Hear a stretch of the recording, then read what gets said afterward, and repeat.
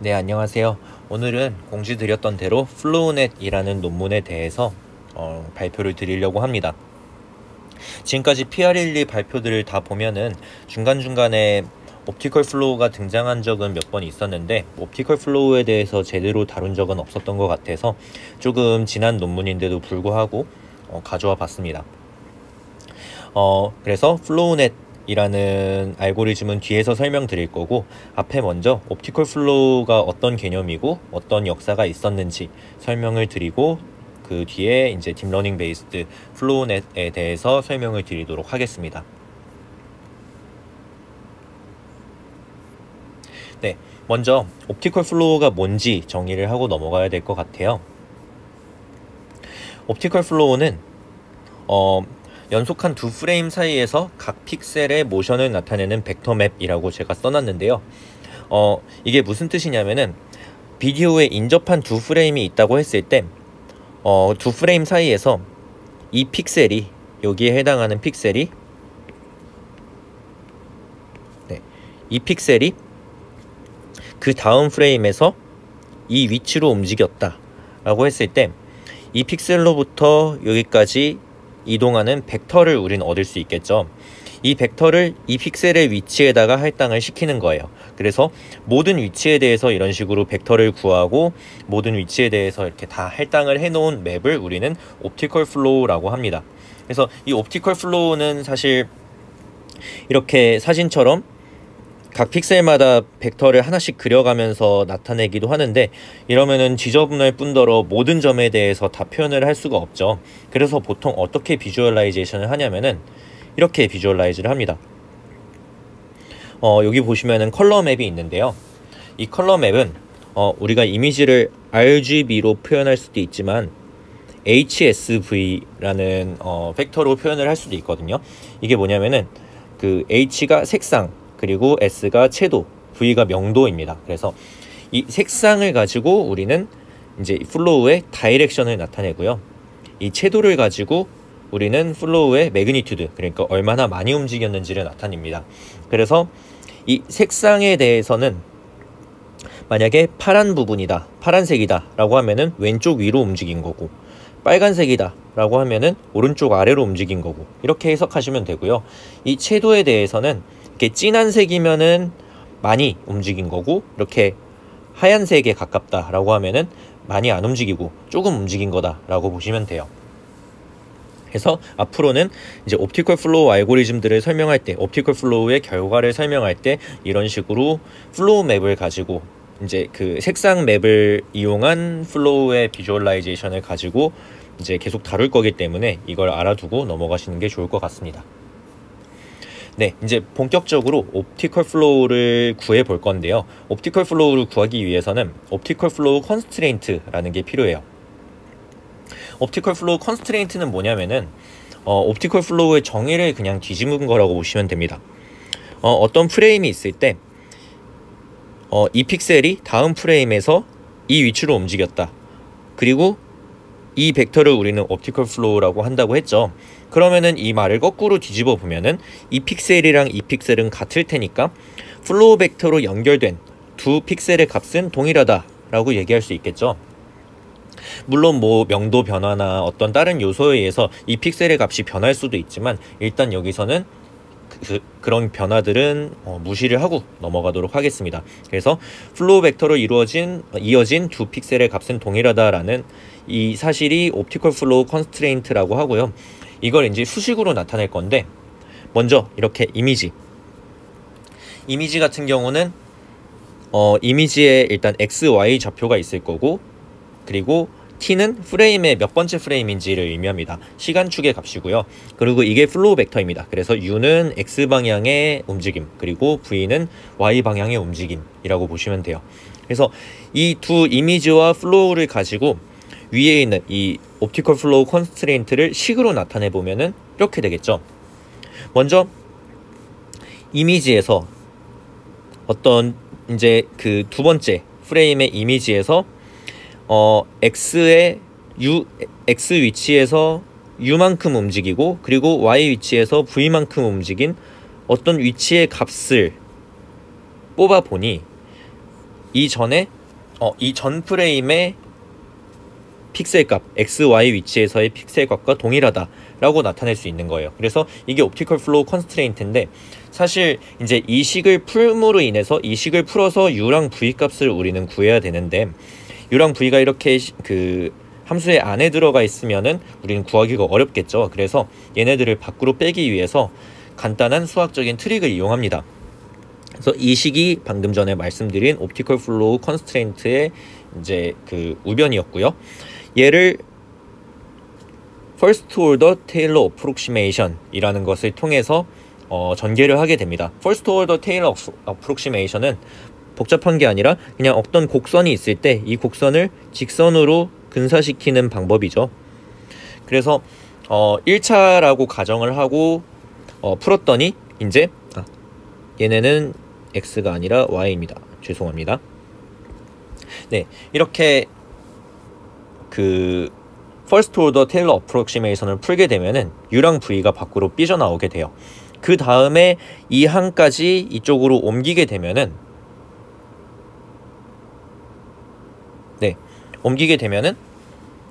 이런 항이 등장을 하게 되는데, 이 항은 t에 대한 미분에 해당하죠. 그렇기 때문에 it라고 간단하게 쓸 수 있고, 그리고 i를 x에 대해 미분한 거를 ix, 그리고 i를 y에 대해 미분한 것을 iy라고 했을 때 우리는 최종적으로 이런 식을 얻게 됩니다.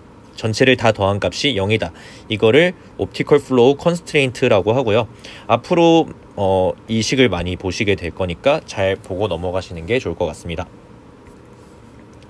네, 이렇게 옵티컬 플로우 컨스트레인트를 알았으니까 얘를 가지고 U랑 V를 구해보자 라고 했는데, 사실 지금 식은 하나고 우리가 구해야 될 값은 두 개죠. 이 상황을 언더디터민드 라고 우리는 보통 얘기하고, 그러니까 정해진 U랑 V의 값을 구하기가 힘든 상황이에요. 이 상황이 사실 우리가 상식적으로 알고 있는 옵티컬 플로우가 가지고 있는 컨스트레인트는 다 여기에 반영을 한 것 같은데 왜 문제가 생기지? 라는 분이 있을 수 있어요. 우리 실생활에서 좀 이 문제에 대해서 얘기를 해보면은, 이거를 혹시 뭐 지나가다가 이런 거를 많이 보셨을 수 있을 것 같은데, 이발소 같은 데에 있는 회전간판이죠. 이 회전간판을 이제 가만히 보고 있다 보면은 사실 이 회전간판은 이 방향으로 회전하고 있다는 사실을 우리가 알고 있습니다. 근데 지나가면서 보면은 이 회전간판의 줄무늬들이 이렇게 위아래 방향으로 움직인다라는 착시를 느껴가지고 되게 착시를 느꼈던 적이 몇 번 있으셨을 거예요. 이런 착시 또는 이제 좀 더 구체적으로 들어가면 보면은 이 현상을 어페처 프로블럼이라고도 표현을 하는데, 어페처가 뭐냐면은 조리개를 뜻한다고 합니다. 이렇게 이미지가, 이 사각형이 여기서 이 방향으로 움직인다고 했을 때 이만큼의 조리개 내부만 본다고 생각을 해볼게요. 이렇게 세 개의 이미지가 있을 때 일단 3번의 케이스부터 보면은 이 사각형이 여기서부터 일로 움직이는 건데, 이 상황에 대해서는 이 사각형이 여기서 이만큼 움직였구나 라는 사실이 잘 보여요. 하지만 두 번째 케이스를 볼게요. 사각형이 여기서 이렇게 오른쪽 아래로 이동했음에도 불구하고, 물론 오른쪽 방향으로는 이만큼 움직였다는 사실을 알 수 있지만, 두 번째 이미지에 대해서 이 조리개 내부만 보게 되면은 위아래 방향으로는 얼마나 움직였는지 우리는 알 방법이 없죠. 그리고 마찬가지로 1번의 케이스를 보면은 조리개가 여기 있다고 가정을 하면은 사실 이 사각형이 지금 움직이고 있는지 움직이지 않고 있는지조차 우리는 알 수가 없습니다. 이런 상황에서도 우리는 이 얼마나 움직였는지 U랑 V 벡터를 특정할 수 없다는 사실을 알 수 있어요. 그래서 이것도 사실 언더디터민드의 문제 때문에 발생한 현상이다 라고 보시면 됩니다. 그래서 이후의 알고리즘들은 이런 옵티컬 플로우 컨스트레인트에 추가적으로 어떤 컨스트레인트를 더 붙여서 U랑 V를 구할지에 대해서 고민을 하게 됩니다. 이런 알고리즘들을 통틀어서 저는 일단 옵티컬 플로우 에스티메이션 바이 옵티마이제이션이라고 분류를 했고요. 먼저 이 분야에서 가장 유명한 알고리즘인 루카스 카나데 메서드를 한번 보겠습니다. 먼저 이제 루카스 카나데 메서드는 이 내부에 있는 식을 미니마이즈 하는 방향으로 U랑 V를 구하게 되는데요. 일단 이 가운데 항을 보시면은 얘는 옵티컬 플로우 컨스트레인트죠. 그리고 옵티컬 플로우 컨스트레인트의 제곱을 미니마이즈 한다고 했으니까 옵티컬 플로우 컨스트레인트가 0이 되게끔 해야 된다라는 거를 잘 지키고 있어요. 근데 그냥 옵티컬 플로우 컨스트레인트와 다른 점은 여기 네이버후드에 있죠. 모든 네이버후드 안에 속해 있는 모든 X에 대해서 옵티컬 플로우 컨스트레인트를 0으로 만들고자 합니다. 이 네이버는 어떻게 나오는 거냐면은 이미지가 있으면 일단 얘를 격자를 나눠요. 이렇게 섹션을 나누고 같은 섹션 안에 있는 벡터들은 같은 방향으로 움직인다라고 가정을 합니다. 그렇게 되면은 이 한 섹션이 n by n이라고 했을 때 이 한 섹션 안에 존재하는 픽셀들은 n 제곱개가 되죠. 그러면은 여기 있는 n 제곱개의 픽셀들이 전부 u랑 v 방향으로 움직인다라는 가정을 하게 되고 이 n 제곱개의 픽셀들에 대해서 이렇게 n 제곱개의 식을 세울 수가 있게 됩니다. 하지만 우리는 u랑 v는 공통이라고 가정을 했기 때문에 미지수는 두 개고 식은 n 제곱개인 상황에 놓이게 되죠. 얘는 오버 디터민드 상황이에요. 그러니까 언더 디터민드 상황을 피했다라고 볼 수 있죠. 그리고 공교롭게도 이렇게 밖에 u랑 v가 1차로 나와 있기 때문에 얘는 퍼스트 오더 시스템이 되고 이런 퍼스트 오더 시스템은 이렇게 얘를 일로 보내서 수도 인버스를 곱하는 방식으로 우리는 쉽게 구할 수 있다는 사실을 알 수 있습니다. 하지만 이 루카스 카나데 메서드의 가장 큰 단점은 예상하셨을 수 있겠지만 모든 점에 대해서 덴스하게 옵티컬 플로우를 구하는 게 아니라 한 섹션에 대해서 벡터를 하나씩 구하는 거기 때문에 굉장히 스파스하고 정보가 적음을 알 수 있습니다. 부정확하기도 하죠. 그래서 이 방법은 덴스하지 못하다라는 단점이 있고요. 얘를 해결하기 위해서 베리에이셔널 메서드라는 게 나왔습니다. 베리에이셔널 메서드는 일단 얘를 미니마이제이션 하는 건데요. 먼저 뒤에 나와 있는 텀은 아까도 봤던 옵티컬 플로우 컨스트레인트죠. 그리고 앞에 나와 있는 텀이 얘는 뭐냐면은 방금 전에 이제 루카스 카나데 방법에 대해서는 이 같은 섹션 안에 있는 벡터들이 다 동일한 방향으로 움직인다라는 컨스트레인트를 줬는데 비슷한 컨스트레인트긴 해요. 하지만 저렇게 강제적으로 준 게 아니라 우리가 구한 옵티컬 플로우 맵이 있을 때 이 옵티컬 플로우의 맵을 이 방향 또는 이 방향으로 미분했을 때 그 변화량이 크지 않아야 된다라고 얘기를 하고 있어요. 그러니까 인접한 영역 안에서의 옵티컬 플로우 벡터들은 다 비슷비슷해야 된다라는 걸 의미하고 있죠. 그래서 이렇게 얘네들을 추가를 함으로써 이제 급격한 옵티컬 플로우의 변화가 없게 되고 그거를 우리는 스무스니스 컨스트레인트라고 얘기를 합니다. 그리고 이거를 우리는 토탈 베리에이션 로스라고도 얘기를 해요. 그래서 토탈 베리에이션 로스가 포함된 베리에이셔널 메서드는 두 가지 버전이 있는데요. 이렇게 L2 로스 버전하고 L1 로스 버전이 있습니다. 물론 얘를 이제 그냥 로스로 해가지고 그레디언트 디센트 등의 방법을 통해서 옵티마이즈를 하는 방법도 있을 수 있겠지만 제가 찾아보니까 얘를 그냥 푸는 방법도 있더라고요. 그래서 그냥 간단히 소개를 하고 넘어가려고 합니다. 이거를 쿼드라틱 릴렉세이션이라고 하고요. 이 앞에 보여드린 이 식이 지금 쿼드라틱 펑션 또는 1차 펑션이 아니기 때문에 바로 풀 수가 없어요. 그래서 얘를 먼저 u랑 u 프라임 그리고 v랑 v 프라임으로 나눕니다. 그러니까 앞에 있는 거는 uv 그리고 뒤에 있는 놈은 u 프라임이랑 v 프라임으로 바뀌었죠. 그렇게 보조 변수를 쓰게 되고요. 그리고 이 보조 변수를 정의해 놓고 나서 u랑 u 프라임, v랑 v 프라임이 원래 같은 놈이었는데 지금 다른 변수를 쓰고 있기 때문에 얘네가 같다라는 컨스트레인트를 주기 위해서 추가적인 텀을 여기다가 추가를 하게 됩니다. 그런 상태에서 우리는 일단 u랑 v를 고정하고요. u랑 v를 고정하고 이 뒤에 텀, 이만큼의 텀을 남긴 식을 써보게 돼요. 이렇게 써보면은 지금 u랑 v는 고정된 상태고 u'이랑 v'에 대해서는 지금 2차식의 형태를 띠고 있죠. 그래서 우리는 얘를 미니마이즈하는 u'이랑 v'을 구할 수가 있게 됩니다. 그리고 이렇게 구한 u', v'을 고정한 상태에서 이번에는 얘가 아닌 이만큼을 남긴 식을 보도록 해요. 그러면은 U'이랑 V'은 고정이 되어 있고요. U랑 V에 대해서는 똑같이 쿼드라틱의 형태를 띠고 있죠. 그렇기 때문에 얘로부터도 U랑 V를 구할 수가 있게 돼요. 이거를 반복하게 됩니다. n번 1과 2를 계속 반복하게 돼요. 그런 방식으로 U랑 V를 점점 업데이트해 나간다 라고 보시면 되고요. 이런 방식으로 베리에이셔널 메서드를 푸는 방식도 있다 라고 알고 넘어가시면 될 것 같아요. 네, 그 다음으로는 라지 디스플레이스먼트 문제인데요. 사실 앞에 말씀드린 두 알고리즘들은 이런 라지 디스플레이스먼트에 대해서 굉장히 취약합니다. 라지 디스플레이스먼트는 한마디로 어떤 이미지가 있을 때 이 공이 이만큼 좀 큰 변이를 가지고 움직였다 라고 했을 때 그 변이를 옵티컬 플로우가 잘 반영을 하지 못한다는 거예요. 왜 그러냐 봤더니 아까 전에 분명히 옵티컬 플로우 컨스트레인트를 풀 때 퍼스트 오더 테일러 어프록시메이션을 썼었죠. 이 퍼스트 오더 테일러 어프록시메이션은 아까도 말씀드렸듯이 이런 곡선을 어떤 점에 대해서 직선이라고 가정을 하는 거예요. 근데 이 근처에서는 가정이 통하지만 점점 이제 멀어질수록 이 가정이 점점 틀리게 되죠.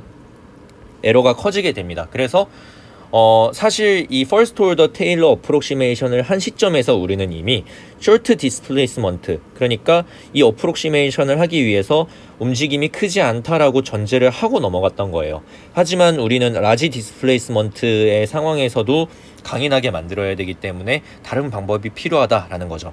그래서 나온 접근법들 중에 하나가 Coarse to Fine 메서드입니다. Coarse to Fine 메서드는 이 이미지에서 이만큼 움직인 물체라고 하더라도 얘를 다운 샘플링 했을 때, 이렇게 작은 이미지라고 했을 때는 사실 여기서 이렇게 이동하는 거니까 이동거리가 여기서는 라지 디스플레이스먼트지만 여기서는 스몰이죠. 그렇게 로우 레졸루션에서 먼저 구한 다음에 점점 하이 레졸루션으로 키워나간다 라는 방식이에요. 프로그레시브 간 이런 거랑 좀 비슷한 접근 방법이죠. 그렇게 해서 이제 라지 디스플레이스먼트 문제를 해결한다 라는 접근법이고요. 얘 같은 경우는 근데 코어스 레벨에서는 이렇게 그 프레임을 로우 레졸루션으로 다운 샘플링 한 다음에 구하게 되는데, 사실 이 프레임만 봐도 정말 정보가 많이 부족함을 알 수 있죠. 그래서 에러 같은 게 많이 발생합니다. 지금 그라운드 트루스랑 비교를 해봤을 때 이런 부분이 에러가 생기죠. 이런 부분이나 이런 부분에 에러가 발생을 했는데, 이런 에러가 없어지지 않고 그러니까 하이 레졸루션으로 올라갈 때에도 이 에러가 계속 남아있다. 이걸 에러 프로파게이션 문제라고 하고요. 그렇기 때문에 이 Coarse to Fine 메서드는 명확한 한계점이 있다라고 얘기를 합니다. 그래서 이제 이 라지 디스플레이스먼트 문제를 어떻게 풀까를 많은 연구자들이 고민을 했었고요. 그래서 티팜이 2011년에 나온 논문 중에 라지 디스플레이스먼트 옵티컬 플로우라는 논문이 있는데요. 얘 같은 경우는 어떻게 풀었냐면은, 일단 첫 번째로 옵티컬 플로우 컨스트레인트에서 퍼스트 오더 테일러 어프록시메이션을 하지 않습니다. 얘네 같은 경우는 이제 그레디언트 디센트 방법을 써가지고 그냥 옵티마이즈를 하거나 아니면은 얘네 나름대로의 어떤 다른 추가적인 가정들을 통해서 풀기 때문에 퍼스트 오더 테일러 어프록시메이션은 필요로 하지 않아요. 그래서 일단 옵티컬 플로우 컨스트레인트를 있는 그대로 사용하고 있고요. 두 번째로 베리에이셔널 방식에서 썼던 토탈 베리에이션 로스를 그대로 가져가고 있고, 이게 가장 중요한 로스인데요. 매치 로스가 있습니다. 얘 같은 경우는 이 로스, 얘는 지금 우리가 구한 옵티컬 플로우고요. 얘 같은 경우는 피처 디스크리터라는 거를 이용해서 나온 매칭 결과인데요. 피처 매칭 결과인데요. 뒤에서 확인을 해볼게요. 피처 매칭이란 건 뭐냐면은 얘네도 사실 굉장히 고전적인 컴퓨터 비전 방식에서 많이 쓰였던 방법인데요. 인접한 두 프레임이라기보다는 이렇게 어파인 트랜스폼 관계에 있거나 이렇게 시점이 다른 두 이미지, 인접한 프레임이라고 보기에는 정말 많이 그 차이가 있는 이미지지만 같은 오브젝트가 등장하는 두 이미지 사이에서 같은 지점이다 라고 여겨지는 애들을 연결해 주는 거예요.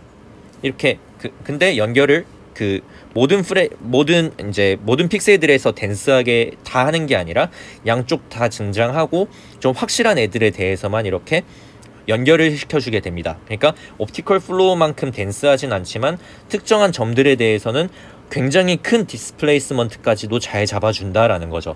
그렇기 때문에 얘네가 라지 디스플레이스먼트 문제를 해결해 줄 것이다 라는 얘기를 하고 있는 거고요. 이 결과를 우리는 W1이라고 합시다. 이 W1을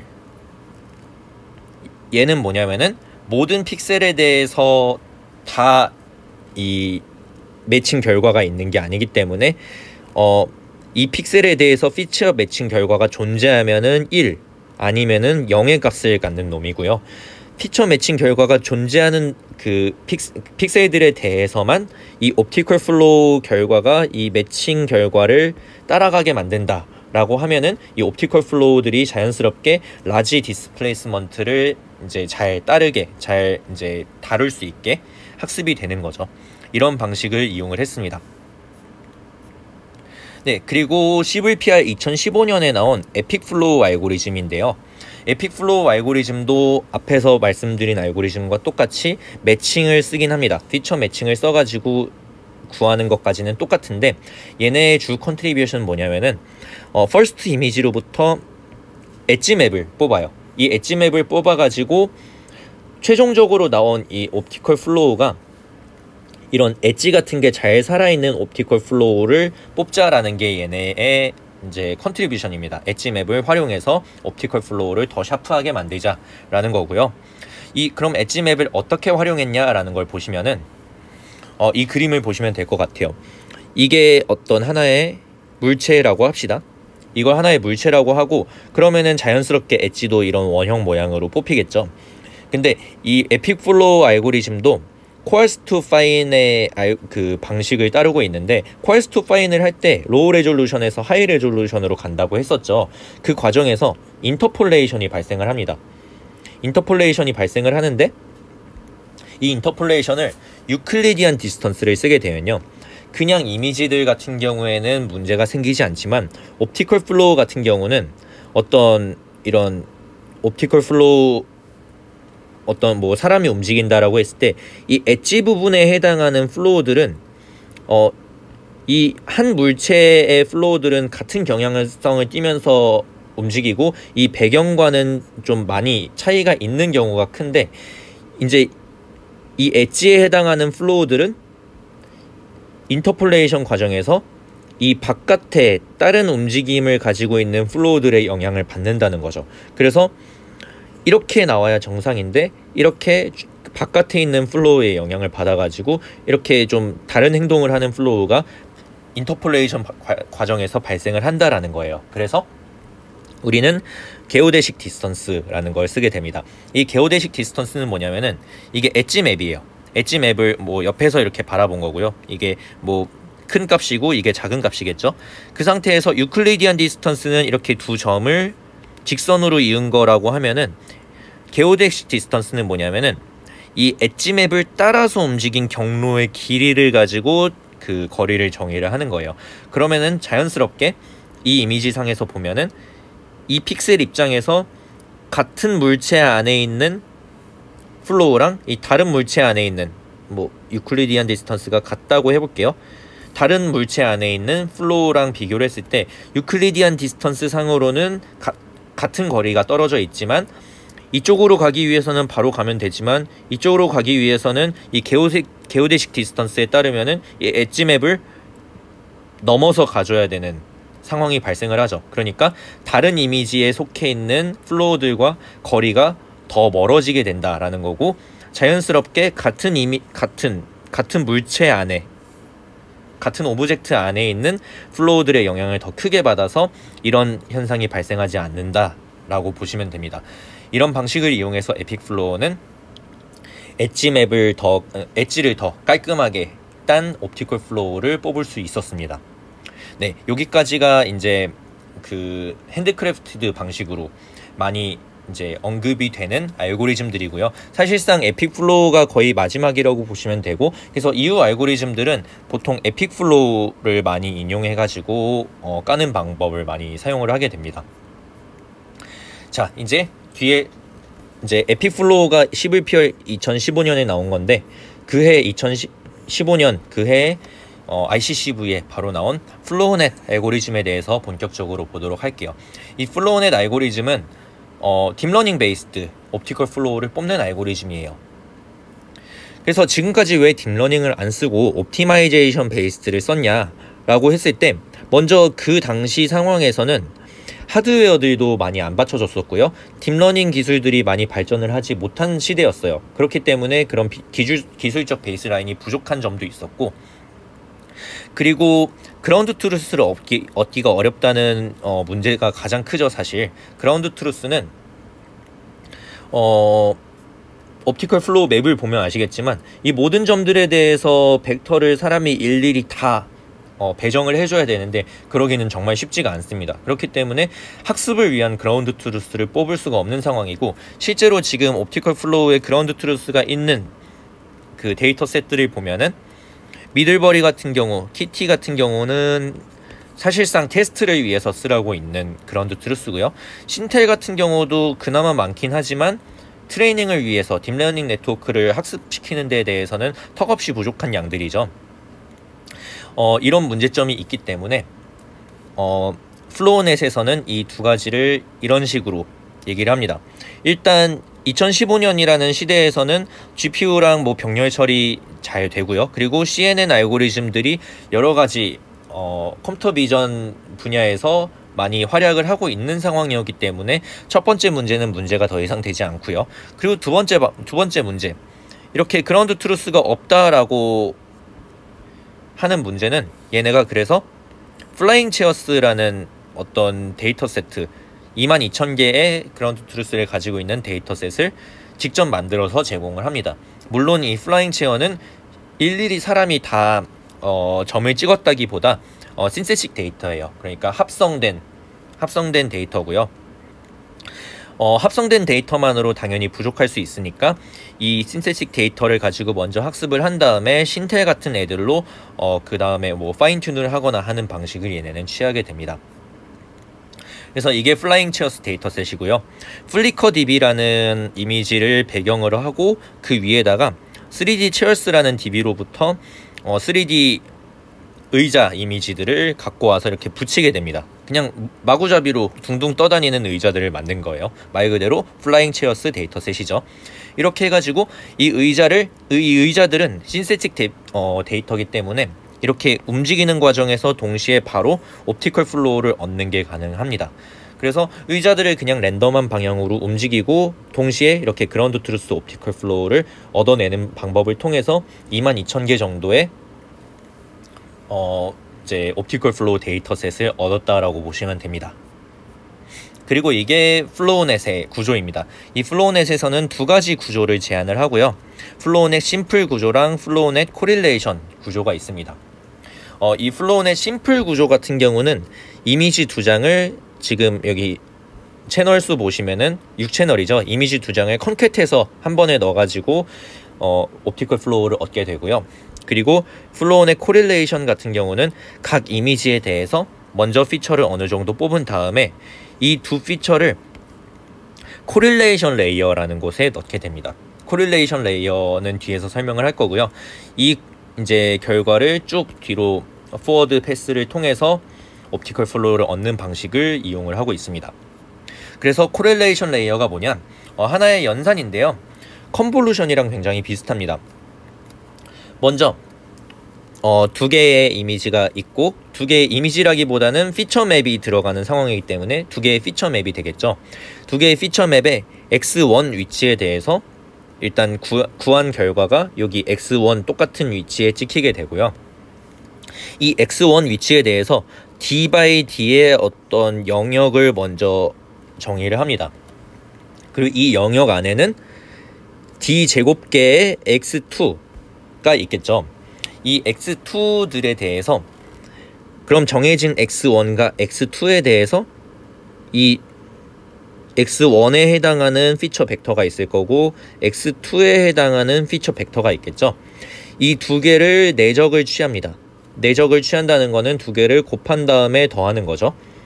그 결과가 여기에 이렇게 저장이 되는 거예요. 그리고 이런 x2가 d제곱계가 있기 때문에 이 d제곱계의 x2에 대해서 전부 구해진 내적의 결과를 이렇게 채널축으로 쌓게 됩니다. 그래서 채널이 d제곱이 되고요. 근데 이제 이 두 피처 벡터를 곱하는 게 아니라 k by k의 어떤 패치에 대한 피처 맵을 곱한다고 보시면 돼요. 이만큼의. 네. x1이나 x2를 중심으로 하고 있는 어떤 패치에 대해서 k by k의 어떤 피처 맵 두 개를 엘리먼트 와이즈 곱한 다음에 다 더한다. 그 값을 여기다가 저장한다 라고 보시면 됩니다. 그래서 좀 복잡한 계산이긴 한데 이 방식을 통해서 코릴레이션 레이어가 진행을 하게 됩니다. 그래서 뭐 코릴레이션 레이어의 이름처럼 그 두 피처 맵의 각 위치에 대한 코릴레이션을 뽑아서 저장을 하고 있는 그런 레이어라고 보시면 됩니다. 그 다음에 리파인먼트 레이어인데요. 리파인먼트 레이어는 이렇게 생겼습니다. 어디에 있었냐면은 여기 있습니다. 이 끝에 달려 있는 건데 이 리파인먼트 레이어는 그냥 그 업샘플링과 컨볼루션을 반복하는 과정이에요. 이렇게 업샘플링과 코릴레이션을 방금 전까지 피처 맵이 점점 줄어드는 형태로 진행을 해왔기 때문에 다시 옵티컬 플로우 맵을 얻기 위해서 업샘플링과 컨볼루션을 반복을 하는 형태고요. 중간중간에 앞에서 뽑은 피처들을 갖고 와서 스키 커넥션처럼 컨캣하는 방법을 취하기도 하고요.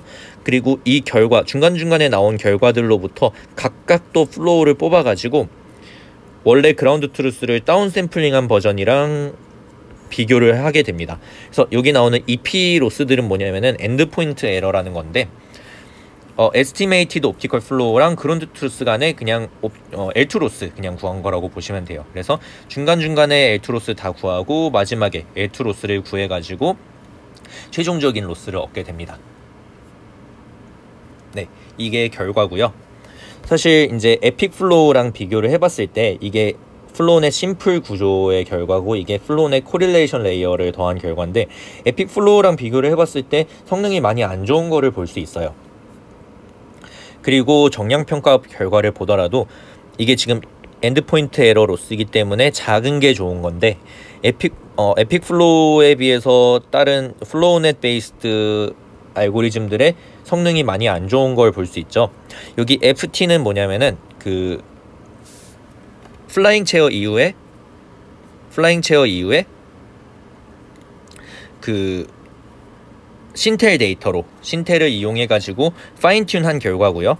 그리고 이 V는 뭐냐면은 사실 이 플로우넷 논문에서 이 베리에이셔널 방법, 아까 전에 설명드린 베리에이셔널 방법을 통해서 뒤에서 추가적인 업데이트를 조금 더 진행을 한 그런 버전과도 비교를 합니다. 그래서 조금 이제 러닝 타임이 늘어났는데 그냥 뒤에서 리파인먼트를 조금 더한 버전이다 라고 보시면 되고요. 어쨌든 간에 일단 엔드포인트 에러의 관점에서는 에픽 플로우보다 안 좋은 걸 보실 수 있고 대신 포워드 패스 한 번에 의해서 옵티컬 플로우를 바로 뽑기 때문에 이제 인퍼런스 타임은 굉장히 많이 줄어들었다라는 걸 보실 수 있습니다.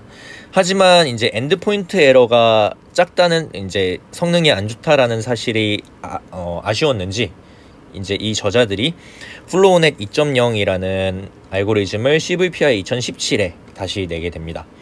플로우넷 2.0은 크게 세 가지 컨트리뷰션이 있는데요. 먼저 트레이닝 데이터셋을 좀 바꿨습니다. 플로우넷에서는 플라잉 체어 데이터셋을 사용을 했었는데요. 여기서는 플라잉 띵스 3D 데이터셋이라는 그 다른 데이터셋을 이용해 가지고 추가적인 학습을 더합니다.